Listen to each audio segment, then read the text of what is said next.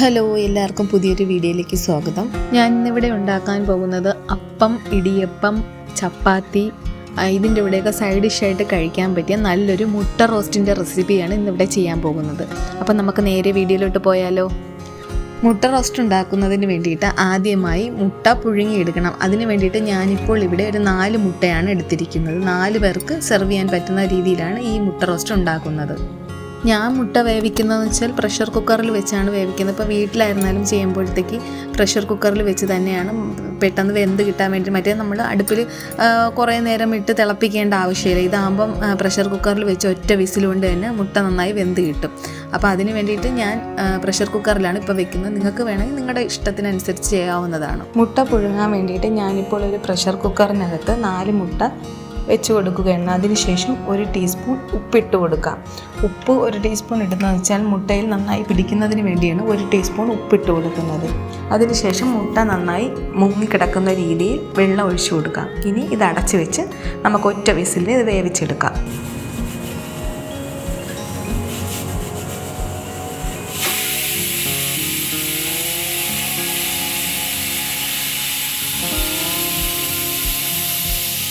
ഇപ്പോൾ ഒരു വിസിൽ കേട്ടിട്ടുണ്ട്. ഇനി നമുക്ക് ഗ്യാസ് ഓഫ് ചെയ്തതിന് ശേഷം ഇതിൻ്റെ പ്രഷർ പോകുന്നത് വരെ ഒന്ന് വെയിറ്റ് ചെയ്യാം. ഇപ്പോൾ പ്രഷർ എല്ലാം പോയിട്ടുണ്ട്. ഇനി നമുക്ക് ഈ മുട്ട നല്ല തണുത്ത വെള്ളത്തിലോട്ട് ഇടാം. തണുത്ത വെള്ളത്തിലോട്ട് ഇടുന്നത് എന്തെന്ന് വെച്ചാൽ ഇത് പൊളിച്ചെടുക്കാൻ നല്ല ഈസി ആയിട്ട് പൊളിച്ചെടുക്കാൻ പറ്റും. അതിന് വേണ്ടിയിട്ടാണ്. അപ്പോൾ നമുക്കിത് തണുത്ത വെള്ളത്തിലോട്ട് കുറച്ച് നേരം ഇട്ടേക്കാം. മുട്ട റോസ്റ്റ് ഉണ്ടാക്കാൻ വേണ്ടിയിട്ട് ഒരു പാൻ അടുപ്പിൽ വെച്ച് കൊടുക്കാം. ഈ ഗ്യാസ് കത്തിച്ച് നമുക്ക് ഇത് ചൂടായതിന് ശേഷം ഇപ്പോൾ നന്നായിട്ട് ചൂടായിട്ടുണ്ട്. ഇനി നമുക്ക് ഇതിലേക്ക് 4 ടേബിൾ സ്പൂൺ വെളിച്ചെണ്ണ ഒഴിച്ചു കൊടുക്കാം. മുട്ട റോസ്റ്റ് ഉണ്ടാക്കാൻ വേണ്ടിയിട്ട് വെളിച്ചെണ്ണയാണ് ഏറ്റവും ബെസ്റ്റായിട്ട്. അപ്പം നമുക്ക് 4 ടേബിൾ സ്പൂൺ വെളിച്ചെണ്ണ ഒഴിച്ചു കൊടുക്കാം. എണ്ണ നന്നായി ചൂടായി കഴിയുമ്പോൾ ഇതിലേക്ക് 1/2 ടീസ്പൂൺ കടുക് ചേർത്ത് കൊടുക്കാം.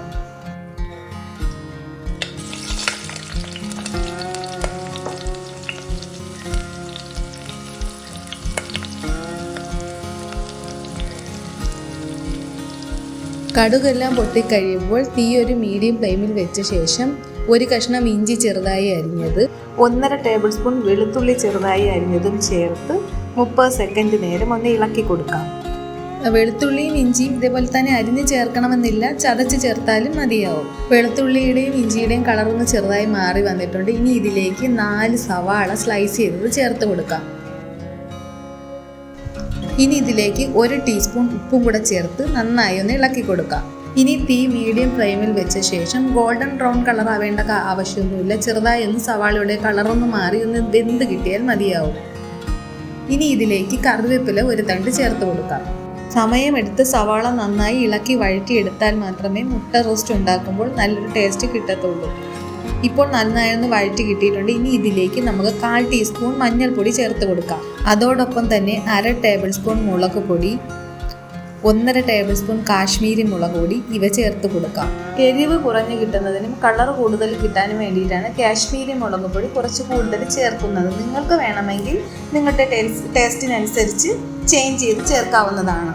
ഇനി ഈ ചേർത്ത പൊടികളുടെ പച്ചമണം മാറുന്നത് വേണ്ടിയിട്ട് 10 മിനിറ്റ് നേരം നന്നായി ഒന്ന് ഇളക്കി കൊടുക്കാം. ഇപ്പോൾ പൊടികളുടെ പച്ചമണമെല്ലാം മാറി സെറ്റായി കിട്ടിയിട്ടുണ്ട്. ഇനി ഇതിലേക്ക് 1/4 കപ്പ് നല്ല ചൂടുവെള്ളം ഒഴിച്ചു കൊടുക്കാം.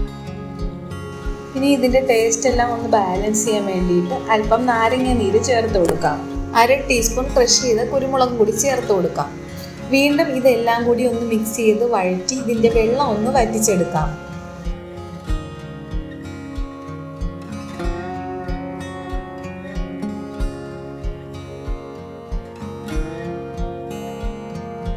ഇപ്പോൾ വെള്ളമെല്ലാം നന്നായി വറ്റി കിട്ടിയിട്ടുണ്ട്. ഇനി നമുക്ക് നേരത്തെ വേവിച്ച് തണുത്ത വെള്ളത്തിലിട്ട മുട്ട പൊളിച്ച് ഓരോന്നായിട്ടും എടുത്ത് അതിൽ ഒരു കത്തി വെച്ച് ചെറുതായി ഒന്ന് കീറിയതിന് ശേഷം നമുക്ക് ഈ ഗ്രേവിയിലോട്ട് ചേർത്ത് കൊടുക്കാം.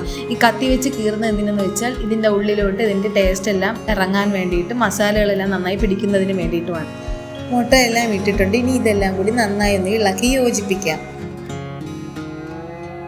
അതിനുശേഷം ഈ മുട്ട ഈ സെൻറ്ററിൽ വെച്ചതിന് ശേഷം ഈ റോസ്റ്റ് ചെയ്ത സവാള എല്ലാം കൂടി വെച്ച് മുട്ട ഇതുപോലെ മൂടി വെക്കുക. ഇനി തീ ഓഫ് ചെയ്തതിന് ശേഷം കുറഞ്ഞതൊരു 10-15 മിനിറ്റ് നേരം ഇങ്ങനെ തന്നെ നമുക്കിത് വെച്ചേക്കാം. ഇങ്ങനെ ചെയ്യുന്നത് എന്തിനെന്ന് വെച്ചാൽ ഈ മസാലകളെല്ലാം മുട്ടയിലോട്ട് നന്നായി പിടിക്കുന്നതിന് വേണ്ടിയിട്ടാണ്. ഇപ്പോൾ 10-15 മിനിറ്റ് ആയിട്ടുണ്ട്. ഇനി നമുക്കിതൊരു സെർവിങ് ഡിഷിലോട്ട് മാറ്റാം. അങ്ങനെ വളരെ ടേസ്റ്റി ആയിട്ടുള്ള മുട്ട റോസ്റ്റ് റെഡി ആയിട്ടുണ്ട്. നിങ്ങളെല്ലാവരും മസ്റ്റായിട്ടും ഇതൊന്ന് ട്രൈ ചെയ്ത് നോക്കുക, എല്ലാവർക്കും ഇഷ്ടമാകും. അതുപോലെ തന്നെ ഈ വീഡിയോ കാണുന്ന എല്ലാവരും ഞങ്ങളുടെ ചാനൽ സബ്സ്ക്രൈബ് ചെയ്യാത്തവരാണെങ്കിൽ മിഡ് പോയിൻ്റ് ഹൗസ് എന്നുള്ള ഞങ്ങളുടെ യൂട്യൂബ് ചാനൽ ദയവായി ഒന്ന് സബ്സ്ക്രൈബ് ചെയ്യണേ. വീഡിയോയിൽ ഇഷ്ടമായാൽ ലൈക്ക് ചെയ്യുക, ഷെയർ ചെയ്യുക, സബ്സ്ക്രൈബ് ചെയ്യുക. ഈ മുട്ട റോസ്റ്റിൻ്റെ റെസിപ്പി എല്ലാവർക്കും ഇഷ്ടമായെന്ന് വിശ്വസിക്കുന്നു. വീണ്ടും അടുത്തൊരു വീഡിയോയുമായി വളരെ പെട്ടെന്ന് തന്നെ കാണാം. Thanks for watching.